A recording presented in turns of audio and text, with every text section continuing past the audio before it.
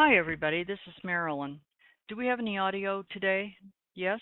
Great. Thanks, Jack. This is Marilyn, and it's the noon edition of Welcome to My World. This is December the 17th, which is a Thursday. And so we've had some some really nice downward moves for trading on virtually all the indices across the board. If you have never looked at the US dollar, you might want to look at that. It's people that traded the dollar the Aussie dollar cross this morning with either spreads or whatever on Nadex. That had to be a pretty darn nice trend because the Aussie dollar just kind of decided to go to the bargain basement today. It followed gold down. Excuse me. Sorry. But anyway, we got our news out of the way, and there won't be too much happening between now and Christmas in the way of earth-shattering news. I mean, unless it is some kind of geopolitical thing. This morning, we had I wanted to show you one trade. I'm going to take the February contract sign off of crude oil because I'm assuming that anybody that looks at that is well aware we're on the February contract now for about a month. But this E right up here, when it painted right at this red ice line, and the top of this mountain started falling down, and this RSI hit this red upper line and then formed a little point. This is a significant signal to be taken a trade. The rule is 5 ticks below the P or 3 ticks below the E. Well, that puts you right at settlement. So the better part of this trade for me is to make sure that bus driver is not going to change his mind right here and take this a couple of ticks below settlement. But if you did that, then the next stop would be the low of yesterday. And if you can sit through this elevator right here, then stay in it on down to retest the low of today. This kind of trading, when it's right in here, is easier to see on the 6 tick. And all of this stuff right here that is, for me, I do not like using this chart to trade in this, but if you go to the 6 tick and trade it from the I zone to I zone with the signals that are on the same signals that are on the 6 tick, the market's moving very slowly here. It's taken us from 10:30 to almost to noon to get hardly anywhere. So it's highly tradable in there. Anyway, we've got the VIX it looks like it might want to come up a little bit. It's trading 1855 right now. And there's not likely to be too much besides chop going into the afternoon. And I wanted to point one thing out to you. If you have not, there's a couple things. If you have not seen Lori's forum post about the C's, I call it the candy trades, the C's candy trades in the forum, there are some excellent chart markups that are really easy to see. So I would encourage anybody that hasn't looked at that to do so. I find those easier. I can't remember 70,000 rules all in my head. So looking at that really kind of cemented some of the rules into my head. The other thing I wanted to point out to you is we're getting a lot of charts that people are asking questions about, and the wonderful, fabulous thing is people in this room are screenshotting their charts with the Jing, and they're marking them up and posting them so everybody can take a look and we all learn and get some feedback and input.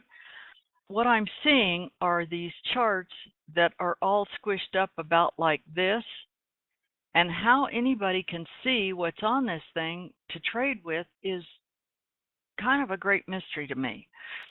And then it dawned on me, maybe some of the new people that are not used to working with Ninja, if you go over here to the margin outside your chart body and hold your mouse button down and then just drag it up, you can get this spread apart where you can actually see the signals in here and see where the bars are going.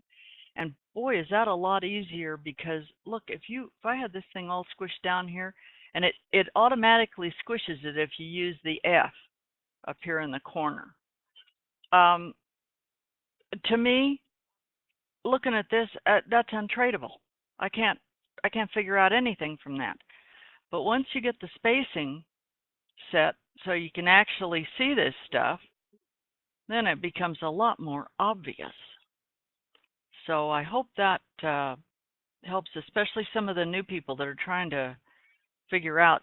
They're asking about signals, and I'm looking at that stuff, and they show the entries, and I'm like, how did you figure that out? Because I can't. It's just way too squished. I don't see anything else. Bonds are in a bit of a tight range right now, but all of the indices have given some really nice trades this morning. And that one super duper trade on crude oil was a nice one too. So in the afternoon, when you see 30-minute candles like this coming down here, let's see, this is 1, 2, 3, 4, 5 in a row. This didn't get it turned around. This is the same. This has been going down for the last 4 hours. In order for this to get turned around and go back the other way, you're going to need a clear and present signal that this is turning around. So I would strongly urge you not to try and second guess the bus driver and take a crude oil trade long unless you have a very significant signal to do so. Okay? Oh, one other thing, I got asked this morning about the MVP signals showing up on the 10-minute chart about the same time they show up on a 12-tick. Daryl has done a training because he will trade off of this 10-minute chart. He did a little video on how that works and where he takes the trades and what have you. And I could never figure that out. But what I did figure out, I took this 10-minute chart and I moved it over here and I put it right under my 12-tick, and I scrolled back and back and back and back, and I started watching where the E's for the entries showed up on here relative to where these MVPs, the confirmed ones, showed up. And what I discovered was that is an incredibly strong signal, long or short. But you have to understand, because I started this and I didn't really understand the rules that he was talking about. But for this to be a valid signal right here, the trigger bar as well as the next one needs to be the same color as this arrow going up or down. For instance, this was a green one right here, a confirmed signal up, but it was not valid because the second bar did not confirm that. So I don't know if that helps anybody, but it really boosted my confidence in trading, trading crude oil. So I'll get this chart put back in a second. Repeat that. What, Chris? What do you want me to repeat?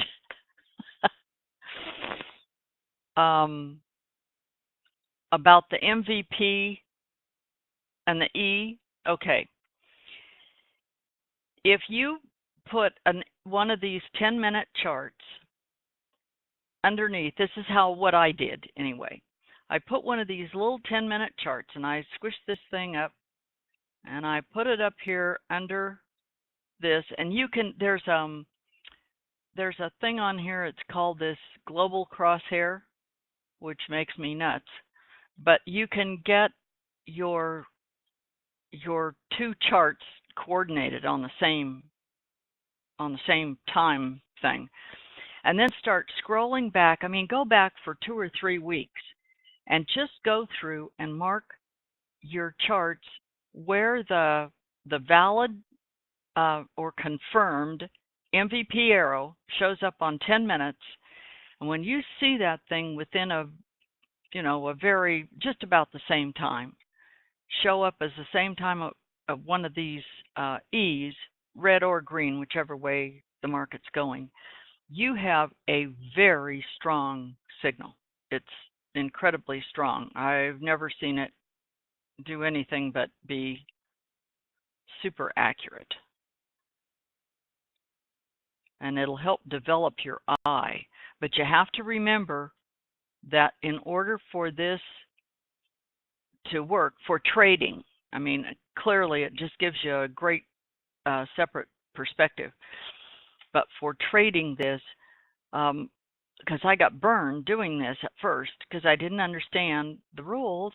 Isn't that funny how those rules work?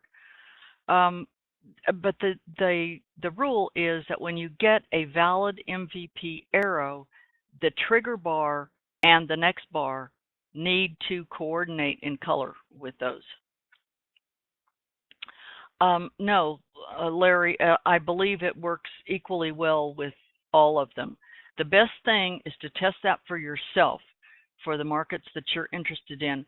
But I just, that boosted my confidence level in taking some of these trades tremendously. So if it helps somebody else, well, good. I just noticed I changed this time and sales this morning, and apparently I lost the properties, so I'm going to set it right now. 1 and 2 and 3 contracts coming through here. This is not going to move the market. Who cares? 80 contract block alert, which is what time and sales defaults to. That's also kind of silly, because you're going to you could sit here for days and weeks and weeks and weeks and weeks looking for 80 block trade in crude oil and not see one. And I think I set this for 10 and I set this for 20. And yes, the colors on this are the defaults. Whoops, I meant that to be 20. But don't use 20, for example, if you trade ES, it's absolutely nothing whatsoever to see 125 contracts on ES come through there. So with 20 is about like keeping this for, 1 on crude oil.